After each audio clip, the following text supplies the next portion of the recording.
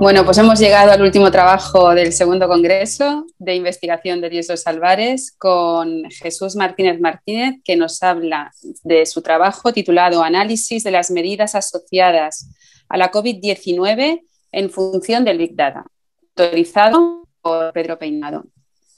Cuando quieras, Jesús, puedes empezar. Perfecto. Habilitarme para esto. Ya lo tiene. Perfecto. Pues vamos a ver. Buenas tardes. Con la venia del tribunal me dispongo a presentar el proyecto de investigación Análisis de las medidas asociadas a la COVID-19 en función del Big Data. En primer lugar, les muestro los bloques en los que se ha dividido el trabajo. El primer bloque será el de la justificación. Tras esto pasaremos al marco teórico, a la metodología, a los resultados y a las conclusiones. Partiendo primero por el primer capítulo, la justificación. El interés científico de esta investigación se fundamenta en estos tres bloques fundamentales. Hoy en día la cantidad de datos, debido a la extensión de las nuevas tecnologías, es inasumible con los paradigmas tradicionales, así que se hacen necesarios unos nuevos. Estos paradigmas ya existen y sobre todo son los conocidos como técnicas Big Data, que nos permiten almacenar para posteriormente analizar grandes cantidades de datos. Y por último, que de estas cantidades de datos y de estos análisis podemos obtener conclusiones beneficiosas que ya se han obtenido en campos como el financiero o en el ámbito científico. Bueno, prosiguiendo por el problema de investigación, el propuesto fue: ¿se puede describir el desarrollo de la COVID-19 mediante modelización matemática? Para responder a este problema de investigación, se propuso el siguiente objetivo general: establecer cuáles son los modelos matemáticos más fiables para predecir la propagación de epidemias. Los tres objetivos específicos fueron los siguientes: determinar si es viable una modelización epidemiológica del COVID-19, establecer diferentes escenarios de evolución utilizando técnicas matemáticas para definir y predecir las diferentes curvas de contagio del COVID-19 y comparar la correlación entre las predicciones dadas y el verdadero desarrollo de la pandemia. Tras esto pasamos al capítulo del marco teórico. Es necesario darle un soporte teórico a la investigación, así que se realizó un marco teórico dividido en las siguientes subetapas. Un primero es el surgimiento de Internet, donde se explicarán las causas y consecuencias del nacimiento de Internet y de la sociedad de la información. Un segundo, donde enlazándose con la justificación del proyecto, se darán datos e información sobre cómo ha ido aumentando la cantidad de datos en los últimos años. Un tercero, donde se explicará de forma general el Big Data para luego explicar sus diferentes aplicaciones y sus componentes. Un cuarto, donde se dará un eje cronológico de las matemáticas aplicadas, entendiendo estas como la economía, la estadística y la informática. Y un quinto, donde al igual que en las matemáticas aplicadas, se dará un eje cronológico, esta vez de la modelización epidemiológica. Pasando entonces al capítulo de la metodología, el diseño de la investigación fue el siguiente: un enfoque cuantitativo con doble alcance descriptivo y correlacional, una técnica cuantitativa. En los instrumentos fue la recopilación de datos de estamentos oficiales y el diseño de la investigación fue la modelización matemática predictiva. Tras esto pasamos a explicar la validez y confiabilidad de este proyecto, la cual se fundamenta en 4 pilares fundamentales: el coeficiente de determinación R cuadrado para los análisis de regresión, la anterior eficacia de estas técnicas a la hora de predecir brotes epidémicos anteriores, el factor reproductivo básico para el modelo determinista y las fuentes oficiales de recopilación de datos. Los modelos matemáticos fueron los siguientes. Un primero, que fueron el modelo determinista o SIR, un segundo, que fueron las series temporales, y un tercero, que fueron el análisis de regresión. Decir que el modelo con el finalmente elegido fueron el análisis de regresión, ya que se depuraron el modelo determinista y las series temporales. Comenzando por el modelo determinista, decir que en este se matematizan en cajas de datos el número de personas sanas y por lo tanto susceptibles a contraer la enfermedad, el número de personas fallecidas y ya curadas, y por lo tanto no se tratan ni focos de infección ni personas susceptibles, y el número de personas enfermas y por lo tanto focos de infección. Las series temporales son conjuntos de observaciones ordenadas en el tiempo. En estas tienen 4 componentes: la tendencia, las variaciones estacionales, las cíclicas y las accidentales. Por último, el análisis de regresión mide la fuerza de relación que existe entre dos variables. Esta se cuantifica mediante el coeficiente de determinación, que tiene un valor entre 0 y 1.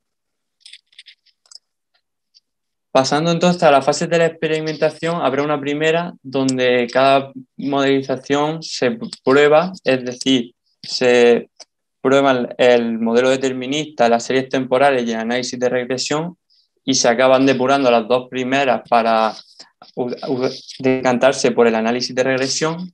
Una segunda donde entre todos los modelos de regresión, es decir, destacando las logarítmicas, las lineales y las polinómicas de grados 2, 3, 4, 5 y 6, se acaba decantando por las de grado 2, ya que las lineales y las logarítmicas, debido al desarrollo, al elevado desarrollo de la pandemia, no dan un coeficiente de determinación lo suficientemente fuerte, y las polinómicas de grado muy alto, al extrapolarlas, dan errores.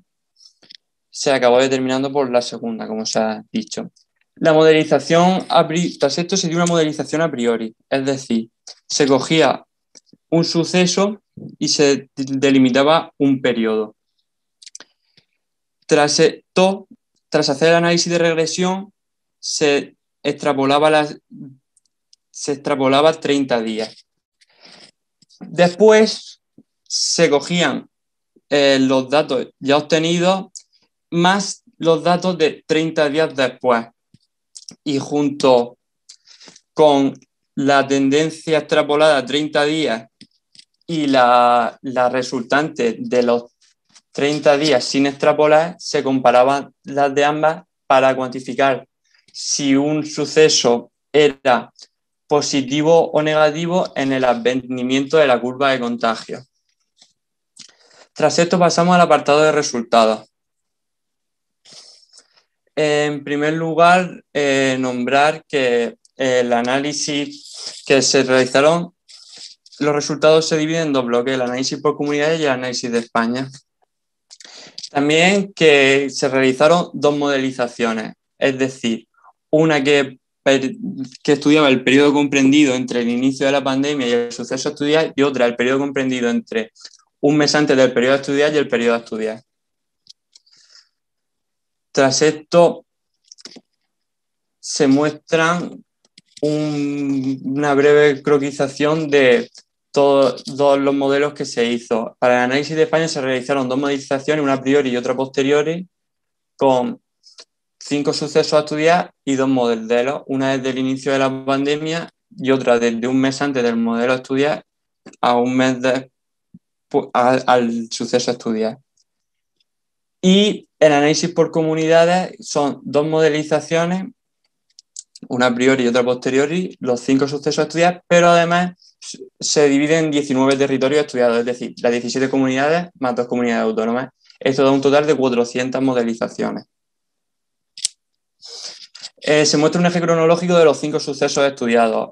Son el primer confinamiento, el traspaso de las competencias sanitarias, el toque de queda, la Navidad y las restricciones de enero, con sus fechas en naranja. Tras esto, se muestra en primer lugar las medias que dieron las comunidades, destaca el valor del primer confinamiento, seguramente debido al bajo coeficiente de determinación que este dio. Debido a esto, para ver con mayor matiz las otras 4, se realizó una segunda tabla con los mismos valores para estas 4. Destaca, sobre todo, que las diferencias relativas en el inicio y un mes antes del suceso a estudiar no coincidan. Tras esto se ven los casos extremos que varían en el primer confinamiento de 117 a menos 31, en el traspaso de las competencias de 229 a menos 5, en el del toque de queda de 21 a menos 41, en la Navidad de 47 a menos 10 y en la restricción de enero de menos 10 a menos 46. Siendo las restricciones de enero las únicas que dan siempre tendencias positivas. Tras esto se pueden ver unos intervalos de confianza que se realizaron con la media de las comunidades autónomas, más y menos sus desviaciones típicas. Los resultados del análisis de España, al igual que en el de la media de las comunidades, para los valores del primer confinamiento dan mucho más elevados que en los otros sucesos estudiados. Por lo tanto, se volvió a realizar para matizar mejor una gráfica con los otros 4 sucesos. Destacan, igual que en los otros, las diferencias que hay entre las modelizaciones de nuestro suceso a estudiar y las que parten de un mes antes del suceso. En la gráfica resumen final muestra los valores de diferencias relativas de Murcia, España y las medias de las comunidades, al igual que en las otras. Para el primer confinamiento da diferencias relativas mucho mayores.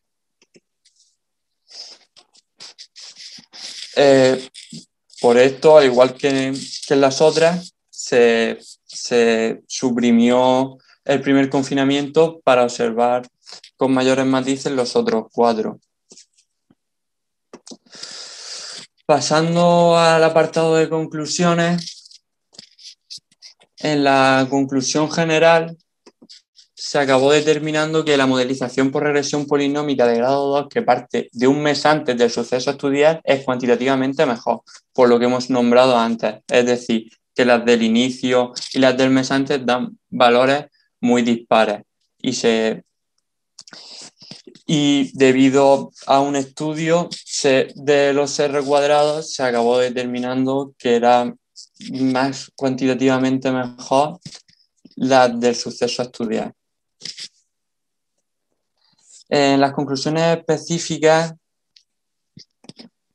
en la primera, en los objetivos específicos, que era determinar si era viable una modelización epidemiológica del COVID-19, se acabó modelizando en regresión el número de infectados de cada ola, por lo tanto, si es viable. En la segunda, que era establecer diferentes escenarios de evolución utilizando técnicas matemáticas para definir y predecir las diferentes curvas de contagio, se estableció como intervalo de confianza el valor de las medias de las diferencias relativas más y menos sus desviaciones típicas. Y en el tercero, en comparar la correlación entre las predicciones dadas y el verdadero desarrollo de la pandemia, las predicciones que no tuvieron en cuenta factores sociológicos dieron resultados dispares.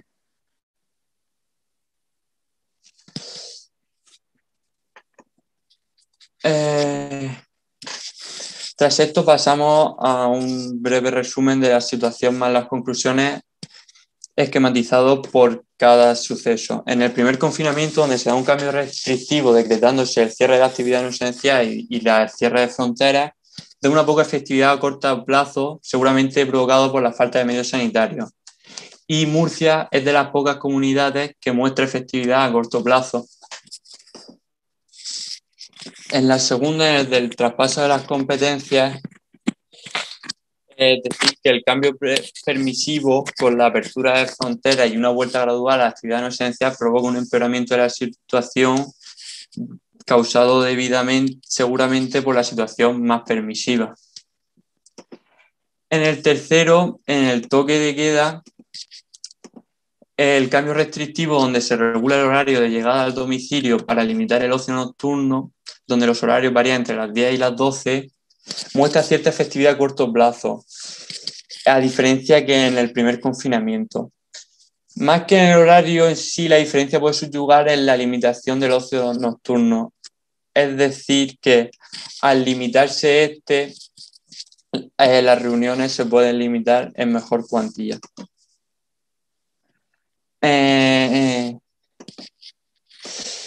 En las fiestas navideñas, el cuarto suceso, se da un cambio permisivo donde se pasa de 6 a 10 el número máximo de individuos en una reunión, se atrasa el toque de queda de 10 a 11 a 1 en fechas señaladas. Se da un empeoramiento de la situación causado seguramente por la situación más permisiva y por la dificultad de limitar las reuniones familiares, y nombrar especialmente el caso de Murcia, que es el que peor diferencia relativa da, dándose la tendencia más crítica. En las restricciones de enero y por último, se da un cambio restrictivo donde se limita el número máximo de individuos en una reunión, se decreta el cierre de la hostelería o se limita la ocupación de terrazas. Esta muestra una cierta efectividad a corto plazo, pero en Murcia destacar que la efectividad fue rápida debido a que, al ser la situación más crítica, fue de las comunidades que medidas más restrictivas tomaron, como el cese de la movilidad no conviviente. En conclusión, se muestra una gráfica con, primero, las predicciones del desarrollo de la pandemia, que se mostraron en rojo, y en segundo lugar, los resultados finales, que se mostraron en azul. En verde se muestran las diferencias absolutas entre las predicciones y los resultados reales. En el apartado de futuros proyectos, nombrar que el proyecto no tuvo en cuenta factores meteorológicos que, según diversos estudios, se han mostrado que puede ser determinante también factores como la temperatura o la lluvia. El efecto de los recuperados, debido a que cuando se comenzó la investigación se creyó mínima el efecto de gente ya inmunizada, y el efecto de la vacunación, que debido a la temporalidad del proyecto, termina la experimentación justo cuando empieza la campaña de vacunación, y por eso esta no ha podido ser modelizada. Pero estudios, sobre todo en poblaciones como las de Israel, donde ya hay cerca de un 60% de personas vacunadas, se muestra que estas tienen un efecto positivo en el advenimiento de la curva de contagio. Y bueno, en el apartado de bibliografía, nombrar ciertos autores que han sido muy importantes en el marco teórico y en la metodología. Y por último, dar gracias a mi tutor Pedro Peinado por ser el tutor y a su vez coordinador, y por apoyarme en mis peores momentos de la asignatura, a mi familia por crearme un entorno saludable en donde viví, y a mis amigos por acompañarme en las buenas y en las malas. Y ya está. Me dispongo al tribunal para que me haga las preguntas que crea convenientes. Dejo de compartir ya, ¿no? Sí. Muy bien, Jesús. Buah. Vaya trabajazo y vaya trabajazo. Ya sabes que siempre he admirado un montón tu mente ahí poderosa. También se nota que has tenido los mejores profesores de matemáticas de toda la región. Sí. Bueno, me he leído tu proyecto entero, el resumen no. un par de veces y madre mía, enhorabuena por el trabajazo que has hecho, porque ahí hay horas y horas de trabajo. Vale, supongo que tu tutor, bueno, enhorabuena Pedro también por acompañar a Jesús y te doy la palabra para que nos hables un poco sobre el trabajo. Para quien no conozca a Jesús, fundamentalmente Daniel, porque los demás lo conocemos, y para quien esté viendo esto a través de YouTube en el futuro, yo quiero contextualizar al personaje.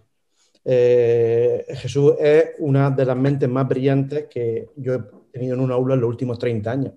Jesús es cuando hay que explicar algo de matemáticas y él lo explica antes que yo. Le digo, Jesús, explícalo tú, y él lo explica con una naturalidad pasmosa. Él es como Matrix, él ve las matemáticas con una abstracción que es fuera de lo común. Estamos hablando de una persona fuera de lo común. Y con esa naturalidad que ve las matemáticas y esa humildad, pues dice que ha hecho un análisis de regresión bueno, ya ahora voy a desentrañar todo, porque que no parezca que esto ha acabado en análisis de regresión de Murcia y España. Es que lo tuve que parar varias veces porque hizo 3 modelos, no ha dicho que lo hizo de forma internacional, es decir, que estudió 20 países, que estudió las 17 comunidades autónomas más Ceuta y Melilla, que lo hizo para los 3 modelos, que Daniel, con lo importante que es descartar los modelos que no son útiles, pues los descartó, y encima, que es una cosa que pido al tribunal que no pase por encima, con un trabajo donde las condiciones son cambiantes en un acontecimiento único en el siglo. Y entonces el tío llega y se pone a modelizar más de 50 escenarios en 5 momentos de tiempo distintos. Y yo ya no sabía cómo pararlo, por encima quería añadir factores, quería añadir etapas, quería meter intervalos de confianza que no lo habíamos dado en clase. Evidentemente estamos delante de una persona genial, que piensa mucho más rápido y mucho más profundo, con una profundidad abstracta digna de admiración. Seguramente tiene que mejorar la voz comunicativa y seguramente su trabajo a veces pierde potencia y no se ve lo que hay detrás, porque es un genio. Y este trabajo a mí me hubiese gustado que pudiésemos explicarlo en más de 4 horas de conversación, y que Jesús, con esa humildad que le caracteriza, dice que ha estudiado un R². Jesús, tío, no. Lo que has hecho ha sido una obra de ingeniería matemática durante muchos meses y donde es un ejemplo de tesón de trabajo y recopilación de datos previos para después los análisis matemáticos. Y además, estudiando segundo de bachillerato y siendo un tío brillantísimo. Y yo no puedo decir nada más bueno, evidentemente no estoy a la altura de este alumno y me gustaría haber sido mejor tutor, porque es un alumno que me sobrepasa a todas luces intelectualmente desde el principio hasta el final del proyecto. Así que, Jesús, enhorabuena, tío. Ha sido un orgullo y un placer que me eligiese como tutor y haber trabajado contigo. Gracias. Gracias. Gracias, Pedro. Daniel, te doy la palabra, si quieres añadir algo más. Vale, pues muchas gracias, Patricia. La verdad es que poco puedo añadir. Felicidades, de verdad, Jesús, por el trabajo, y también al director Pedro por bueno, la gestión de todo el proceso. Bueno, ya lo han dicho, aquí hay una barbaridad de trabajo. Yo es que cuando lo estaba ojeando, cuando me llegó, digo, pero bueno, esto, ¿a qué nivel se ha quedado? Porque claro, al principio, bueno, lógicamente, lo normal es que se quede en un nivel muchísimo más superficial al que tú has llegado. Pero no, se iban viendo las correcciones y se iba viendo cómo se iba haciendo una inferencia de los resultados para poder dar la vuelta y seguir modelizando de la mejor manera posible, de la manera más correcta, que eso es lo fundamental. Y claro, pues cuando terminé digo, pues esto con tiempo creo que me voy a tener que leer tranquilamente, porque es cierto que he pasado muchas cosas por encima. Jesús, de verdad, enhorabuena. Has planteado un trabajo ya de por sí muy difícil y muy interesante, ¿no? Modelizar es algo complejo y que requiere muchos conocimientos. Pero es que encima, a la hora de modelizar, has planteado una base de datos muy sencillita, que es el Big Data. Ahora mismo, aparte de ser una temática que tiene un interés en investigación grandísimo, lo que hace falta es tener unos recursos muy importantes para poder trabajar con el Big Data. No sé cómo lo habrás hecho, luego me lo contarás, pero es para volverse locos. No te digo más, en la penúltima, bueno, diré la última reunión presencial que tuvimos allí en Logroño con el vicerrector de investigación, nos dijo el año pasado, dijo, va, se me ha ocurrido una cosa, estaba ahí con mi mujer hablando, no sé, desayunando, no sé qué, creo que tenemos que trabajar en Big Data y vamos a crear, mi objetivo de aquí en un año, dos, X, es dar prioridad a Big Data y crear un laboratorio, ya que no te podemos, al ser una universidad online, no podemos tener laboratorios presenciales o no nos sale muy a cuenta, pues vamos a crear un laboratorio de datos para que se puedan trabajar pues eso, para poder acumular esos datos, gestionarlos, tenerlos ordenados y que la gente pueda trabajar con ellos. Te digo la importancia que tiene a nivel de investigación en la actualidad. Porque, bueno, nos lo contó de aquella manera, pero está claro que es un tema de máxima importancia en el ámbito de investigación a todos los niveles. Entonces, bueno, pues sencillamente es eso. Mi pregunta iba a ser, sencillamente, ¿cómo te dio por empezar? Decir, bueno, como total, tenemos una pandemia que es tan frecuente, pues vamos a modelizar esto porque como voy a tener mucha ayuda, muchas referencias y muchas cosas, pues voy a hacerlo. Ya he visto que había una referencia de 1927, que era, claro, de la última pandemia, pues para tener una orientación, ¿no? Lógicamente. Entonces, cuéntame un poco eso y sobre todo, bueno, pues eso, que enhorabuena por el trabajo. ¿Dónde vino esa inquietud, ese decir, oye, ¿por qué no hacemos esto? En primer lugar, Pedro y yo decidimos optar por el Big Data, pero no teníamos un suceso claro que estudiar. Pero empezó esto del coronavirus y justo cuando llegó el confinamiento me escribió y me dijo: ¿has visto las curvas de contagio? ¿Podemos hacer algo con eso? Y digo, yo creo que sí, vamos a ponernos a ver si se puede hacer algo con esto. Y pues de ese momento hasta hoy nos pusimos, vimos que era viable, empezamos a probar modelos y hasta hoy. Empezamos a probar modelos, probamos, como ha dicho Pedro, primero con territorios a nivel internacional, diferentes países, pero al final, debido a la dificultad de encontrar una legislación y de fuentes fiables, sacando por estudiar España para poder profundizar más en el tema. Y no sé si... No, me doy por respondido.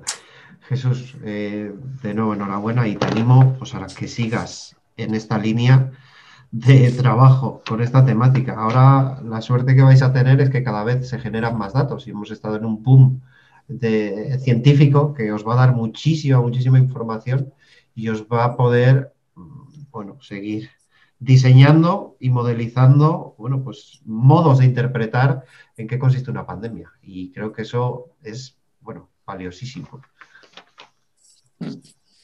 Gracias. Gracias, Daniel. Bueno, pues muy impresionante, Jesús, todo el trabajo, de verdad. O sea, que ha sido culpa de Pedro, que te escribió un día diciendo que miraras unas curvas, ¿no? Sí. Vaya. Bueno, yo te quería preguntar un poco sobre el trabajo sucio, es decir, sobre qué programa has utilizado para hacer todas estas regresiones, qué programa has hecho para hacer los cálculos, ¿cuál ha sido? A ver, primero se obtienen, se buscan fuentes fiables de diferentes. Por ejemplo, al principio se buscó de la OMS, de la repositorio de la OMS, pero luego, cuando acabamos decantándonos por el análisis de España, se obtuvo de los repositorios del Ministerio de Sanidad. Entonces, pues se exportó desde el repositorio que viene en formato CSV a formato Excel, y tras esto se cogieron las series de datos ordenadas y se realizaron los análisis de regresión.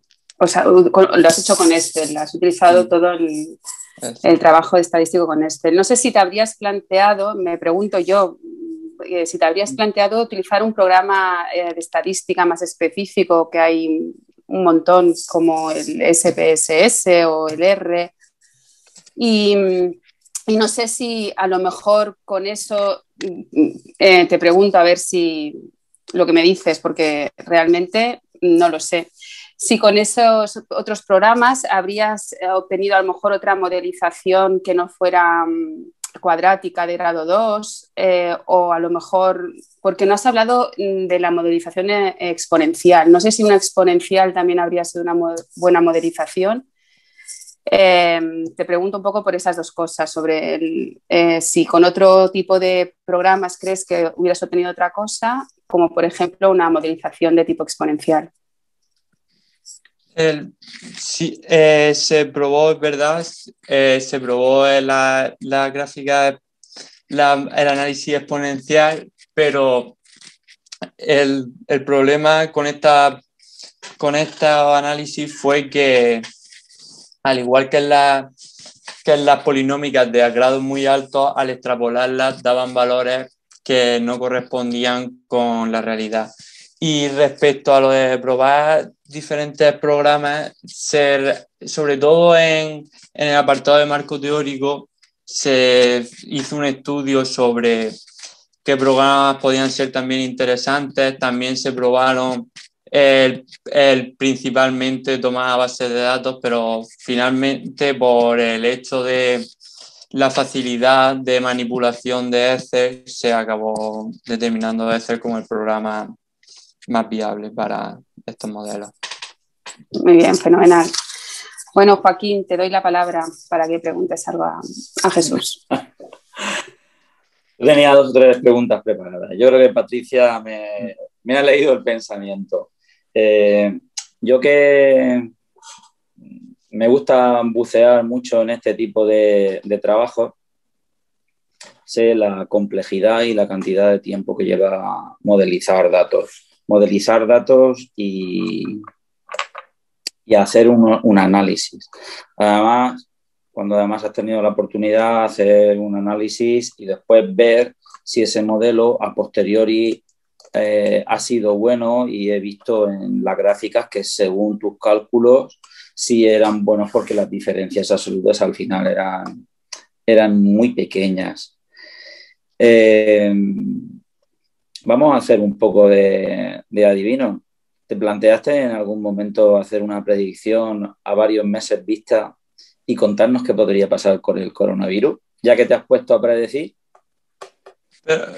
Perdón, la pregunta es sí, ahora en adelante. Si tu modelo, Jesús, sería capaz de permitir predecir en un futuro la evolución de la pandemia. Si piensas que tu modelo mejorándolo podría hacerlo, añadiéndole las variables que has dicho que no habías introducido, pues por ejemplo, inclemencias meteorológicas, el impacto de la vacunación. ¿Crees que eso sería viable? La verdad es que ampliando los factores tal vez hubiesen dado resultados aún más afines y con diferencias absolutas menores, pero la verdad es que el efecto de la vacunación es crucial en el desarrollo. Por ejemplo, por lo menos en estos estudios que he nombrado anteriormente en Israel, el efecto de la vacunación es crucial en el desarrollo de la pandemia, y tal vez sea un factor más difícil de modelizar, pero seguramente no. Es decir, en el momento en el que se vaya controlando la serie, pues se supondría supondría diferencias absolutas menores debido a que el número de contagiados a su vez es menor. Así como hipótesis. Pues quiero felicitarte por esa capacidad de análisis, de síntesis y sobre todo algo que sé que es muy complicado realizar, pues lo has plasmado de una forma tan sencilla. Esto que aparentemente es tan sencillo, para los que no analizan datos, pues de sencillo absolutamente nada. Lleva muchísimas horas de trabajo eso ahí detrás. Te felicito. Gracias. Isabel, cuando quieras, te paso la palabra.